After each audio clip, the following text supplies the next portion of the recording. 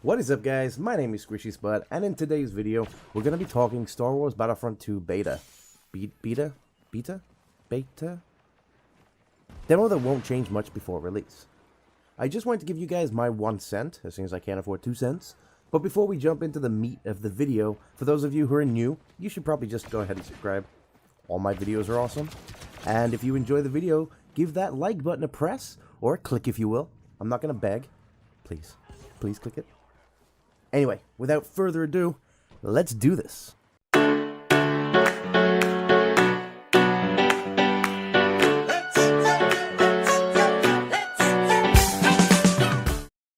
Okay, so starting with what was available in the beta, we had 3 multiplayer modes.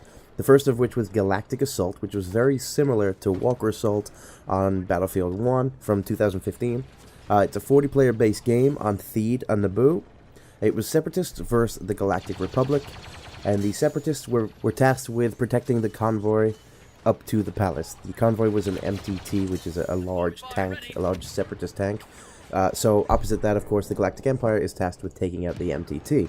Kind of like on Walker Assault, where you were tasked with taking out the walkers before they got to the shield battery, and if they got to the battery, of course, they won. In this game mode, you escort the MTT up to the palace. If you manage to get to the palace, you then blow in the main doors. After you do that, there are 2 throne room doors that you have to then, of course, go in there. So the fight is then taken inside the castle. You have to take those 2 throne room door lock rooms? I don't know what the hell to call them. And then, of course, once that's done, you then have to take the throne room. And the Galactic Empire has to prevent you from doing this. When we first played this game mode, the first night the beta was out, it was impossible to capture the palace. It was barely possible to capture one of the throne rooms. The throne lock room doors, whatever the hell they're called.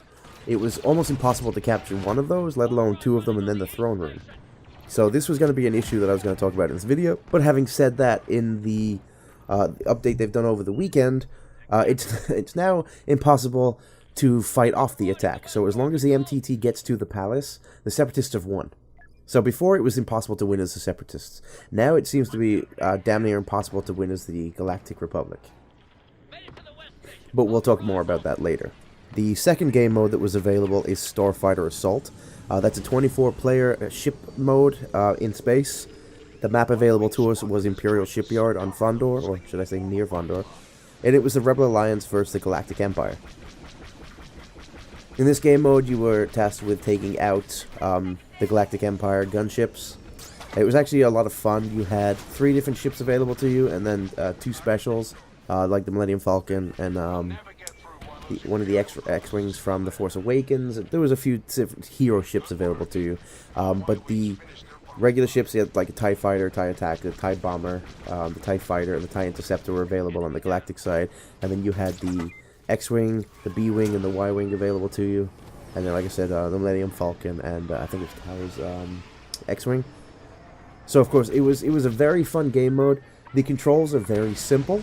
Anybody can pick it up and play, but people who are used to, like, Battlefield controls for controlling these ships and stuff like that, the jets and helicopters and stuff, may not be very happy with it because it's very simplified, but it's not as simple as it was in the original. They've given you a lot more control.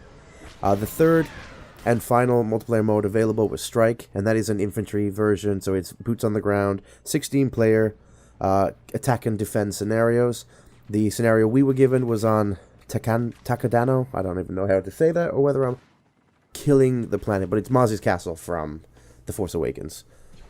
It's the Resistance versus the First Order, and you were tasked with stealing the plans of some kind and taking them to your ship if you were the First Order, and the rebels had to obviously stop her from doing that, or stop them from doing that. In all of the infantry game modes, you have Assault, Heavy, Officer, and Specialist. I'm not going to get too deep into what they are and what was available again in the beta, but the Assault is your basic Assault class. Low armor, decent weapon, supposed to be good, close range. The Heavy is your machine gunner type guy, pretty heavy duty, has big, heavy attacks. Officer is more of like a support class. You can lay down a turret, one of your specials. And then the Specialist is basically just a sniper. There's a few different guns available. We're not sure how many guns per class are going to be available in the actual game. But that was what was basically available to us in the beta. to talk about the beta. In a whole, the beta was actually quite fun, and even Boldbig, who you've probably heard in the live streams talking about how much he's not going to get the game because he was completely let down by the original, which I understand. He's been playing along and enjoying it as well. There was a few issues in the beta which I wanted to talk about. I'm going to send, obviously, an email to EA, or should I say, talk about it in the forums so they know to fix it for when the actual game comes out in November. And one of which quite a few of which they fixed. So we're going to talk about some of them that they fixed. They may have overfixed them. But our Darth Maul, in the first day we played this game, was absolutely unstoppable. That guy was a menace. Special characters should be more expensive. This is a big one. They're only 5,000 points. And if you're an average player like I am, which usually doesn't mean much, you can acquire quite a few points. Like, I was able to use ships and stuff in all the different modes. I wasn't really upset with how many points I was getting. Now, the special characters, they obviously need to be worth the points. And 5,000 points is not enough. Basically, once you get to the end, you just have hero after hero after hero spawning. People are waiting to click on that button to spawn as a hero with their 5,000 points.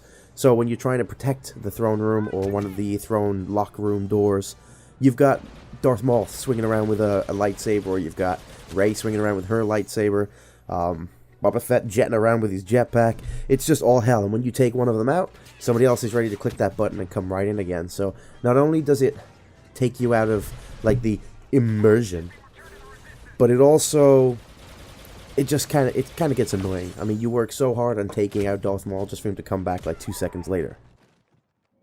The other issue they fixed was the Galactic Assault. Like I was saying before, it's one-sided. They seem to have switched that around, so now it's completely the opposite way around. Here are some of the things that didn't work, and still up until now, I found don't work.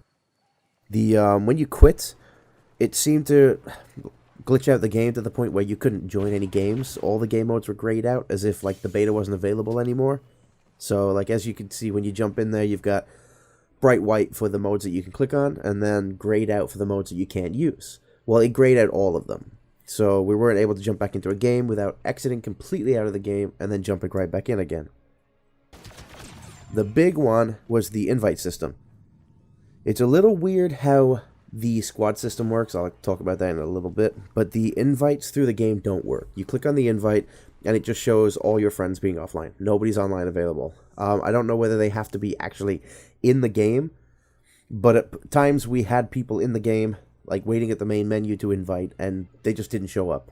So basically, thank God PlayStation has that play with friends option now through the chat, where you can start a game through the chat and invite people through the chat. So it does the work for you.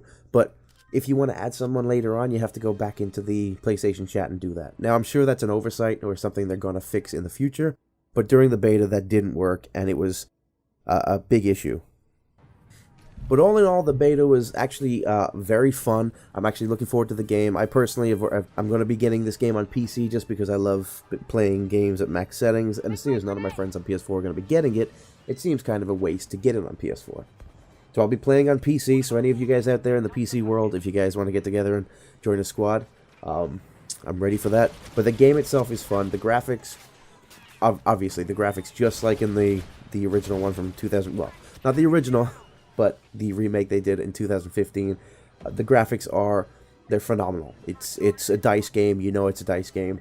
It's beautiful graphics. The gameplay, the game runs well. On PC, I did notice a few frame hicks. Now, I have an i7 processor with a 1080 Ti, so it should be running it fine, so hoping it's just some optimization issues. PS4, I did notice a few hiccups, but not as bad as on the PC, so hopefully they fix that, but it did seem to run at a steady 60 FPS, because I have V-Sync monitors. If I run anything faster than that, it does the screen tearing, so it kind of sucks. I have to run only 60 FPS, but it is what it is. But that's it for me, guys. I hope you guys enjoyed the video. If you did, go ahead, like I said, click that like button, subscribe if you enjoyed my video for more content just like this one. When the game comes out, we're obviously going to be playing more of it. We do stream Monday, Wednesday, Friday. This Monday, or should I say yesterday by the time this video goes up, we didn't stream based on the fact that I wanted to get this video made and up, but it's usually Monday, Wednesday, Friday, 9:30 p.m. to around midnight. Depends when we're finished. We usually stop at around midnight. But I let you guys know on Twitter and on Facebook what we're going to be doing, if there's going to be any changes to it. Sometimes I'll ask you guys what game we want to play. So I hope to see you guys there, and I'll catch you in the next video. Peace out.